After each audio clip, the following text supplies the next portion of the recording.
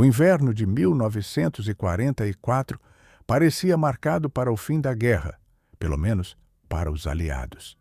Depois do dia D e da libertação de Paris, havia uma sensação crescente de que a Alemanha nazista estava em colapso. Mas, em silêncio, Hitler preparava um último golpe.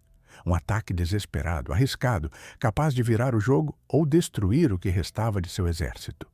O plano tinha nome: Unternehmen Wacht am Rhein, a ofensiva que o mundo conheceria como Batalha das Ardenas.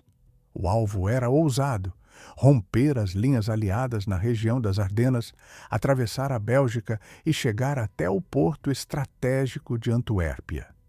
Se desse certo, os alemães dividiriam britânicos e americanos, cortariam o abastecimento e forçariam os aliados a negociar. Era uma aposta extrema. Hitler reuniu mais de 200 mil soldados, cerca de 1.200 tanques e blindados, incluindo os temidos Panzer e Tiger II, escondidos entre as florestas cobertas de neve. O momento foi escolhido a dedo. Dezembro, neblina constante, clima ruim. A superioridade aérea aliada seria inútil. Do outro lado, os americanos subestimavam a região. Acreditavam que, com o inverno rigoroso, ninguém tentaria atacar ali. Divisões inteiras eram compostas por tropas jovens, recém-chegadas, sem experiência de combate. Eram unidades que estavam para descansar e acabaram recebendo o impacto direto da maior ofensiva alemã no fronte ocidental. No amanhecer de 16 de dezembro de 1944, o silêncio das florestas foi quebrado. Milhares de peças de artilharia alemãs abriram fogo ao mesmo tempo, rasgando o gelo e destruindo posições americanas. Em seguida, colunas de blindados avançaram como um maremoto de aço. Em poucas horas, estradas foram tomadas, comunicações cortadas e cidades pequenas se tornaram pontos de resistência improvisada. O fronte, que antes era uma linha estável, agora se dobrava, recuava e ganhava o formato que daria nome à batalha.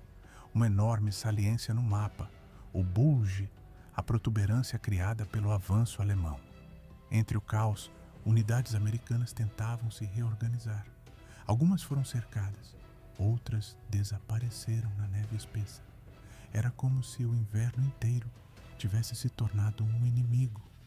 A barreira natural das Ardenas, árvores, neblina, lama congelada, parecia trabalhar contra os aliados. E dia após dia, a ofensiva alemã avançava, não rápido o suficiente para ser um golpe fatal, mas rápido demais para ser ignorado. E assim começava a batalha que decidiria o futuro da guerra na Europa Ocidental. Uma ofensiva final, brutal, construída na esperança alemã de um milagre.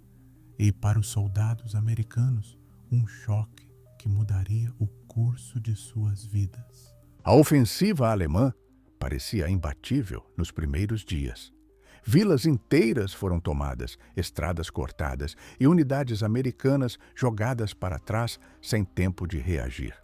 Mas logo veio o primeiro grande obstáculo: Bastogne, uma pequena cidade belga cercada por florestas, estradas estreitas e povoados congelados. Nada grandioso no mapa, exceto por um detalhe: era um ponto estratégico de cruzamento rodoviário. Se os alemães não passassem por ali, o avanço simplesmente travaria. Os alemães cercaram Bastogne com blindados e infantaria. Dentro da cidade estava a 101ª Divisão Aerotransportada, mal equipada para o inverno, com munição limitada e praticamente sem suprimentos. Eles estavam isolados. A situação era tão crítica que alguns soldados embrulhavam os pés em panos e sacos para substituir botas perdidas no gelo. Mesmo assim, recusaram qualquer ideia de rendição. Foi aqui que surgiu a resposta que entraria para a história. Quando os alemães exigiram que os americanos se entregassem, o general Anthony McAuliffe respondeu com uma única palavra: nuts, em tradução direta, algo como nem pensar. Um recado curto, direto e absurdo o suficiente para virar símbolo de resistência. Enquanto isso, o avanço alemão começava a perder força. O plano dependia de velocidade, de capturar depósitos inimigos e, principalmente, de conseguir combustível. Mas cada quilômetro conquistado custava caro. Os tanques alemães consumiam mais do que tinham e comboios americanos destruídos na estrada acabavam sendo saqueados na tentativa desesperada de seguir adiante. A falta de gasolina virou inimiga do avanço tanto quanto os soldados aliados. Para piorar, unidades alemãs infiltradas atrás das linhas inimigas tentaram criar caos. Soldados do Comando Especial de Otto Skorzeny vestiram uniformes americanos, trocaram placas de estrada e espalharam boatos. Essa operação provocou tanta paranoia que postos de controle americanos começaram a interrogar qualquer um com perguntas absurdas como quem é o Mickey Mouse? Ou qual é o nome do estádio dos Dodgers?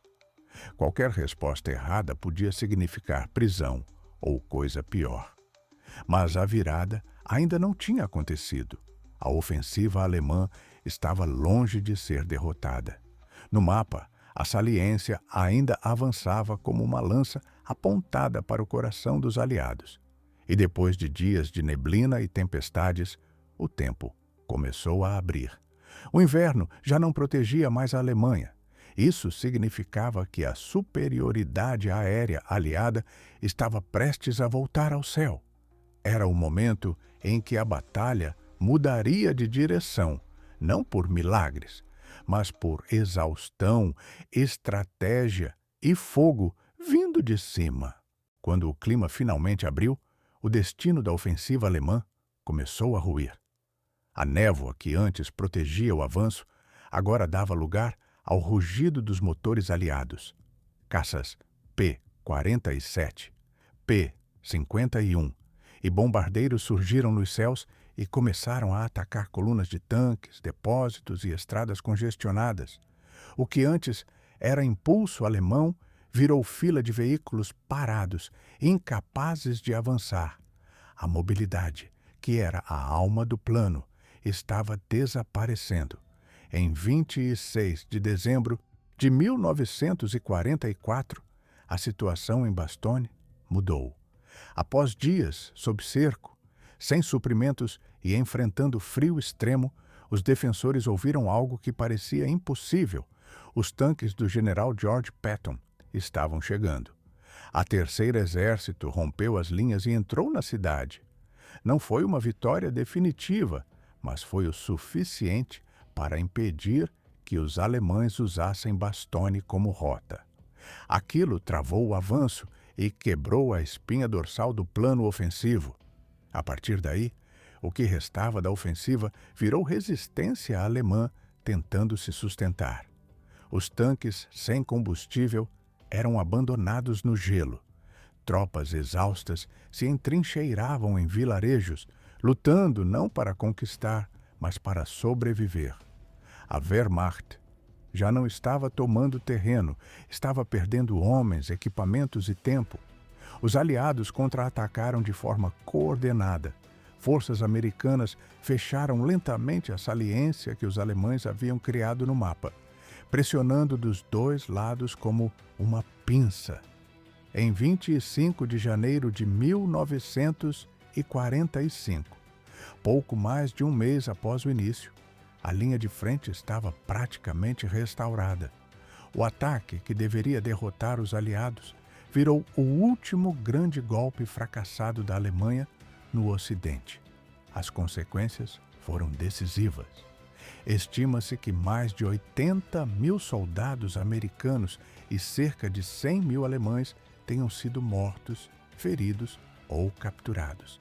A Alemanha perdeu tanques e tropas que jamais conseguiria substituir. O exército que saiu das Ardenas já não era capaz de organizar ofensivas. Poucos meses depois, Berlim cairia e a guerra terminaria na Europa. A Batalha das Ardenas não foi um milagre, nem um desastre imediato.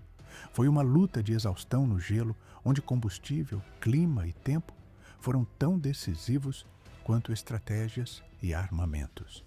Um ataque que começou com confiança e terminou mostrando que a guerra, naquele ponto, já tinha um vencedor inevitável.